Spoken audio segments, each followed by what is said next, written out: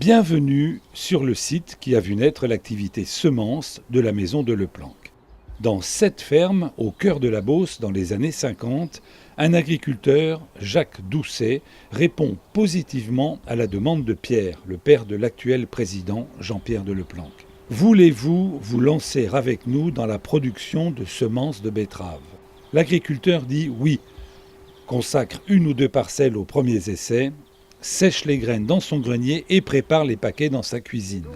L'activité semences de Leplanck vient de voir le jour. Ici, c'est un peu le point de départ de tous les sites au niveau de Leplanck. Lierville, c'est le site historique. Après, on a créé Manosque. On est allé créer Villefollet.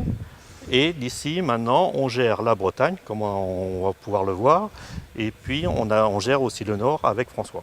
Alors ici, nous sommes multi-espèces, soit par la production ou soit par les contrôles de qualité. Production, c'est betterave, seigle hybride. Qualité, nous avons aussi betterave, seigle hybride, mais aussi blé hybride, colza, tournesol et bientôt d'autres espèces qui arrivent et peut-être aussi d'autres régions de production.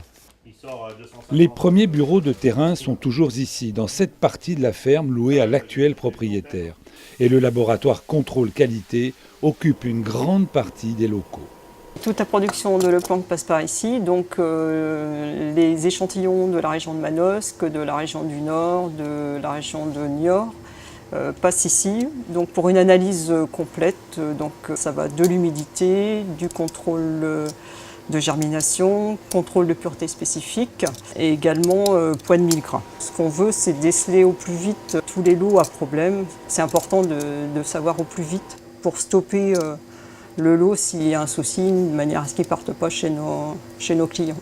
Les producteurs craignent toujours le contrôle qualité parce qu'ils sont payés en général à la qualité.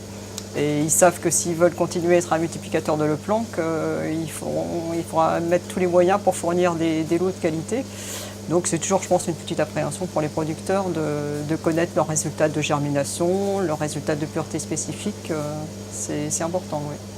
À quelques kilomètres de là, l'un des 150 producteurs du secteur a repris l'exploitation familiale. Et il a compris ce que l'on attendait de lui. C'est vraiment très technique, c'est un suivi quotidien dans pas mal de cultures.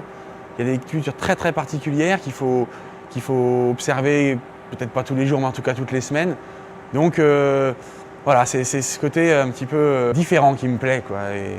Et puis suivi aussi avec l'entreprise Delplanck notamment.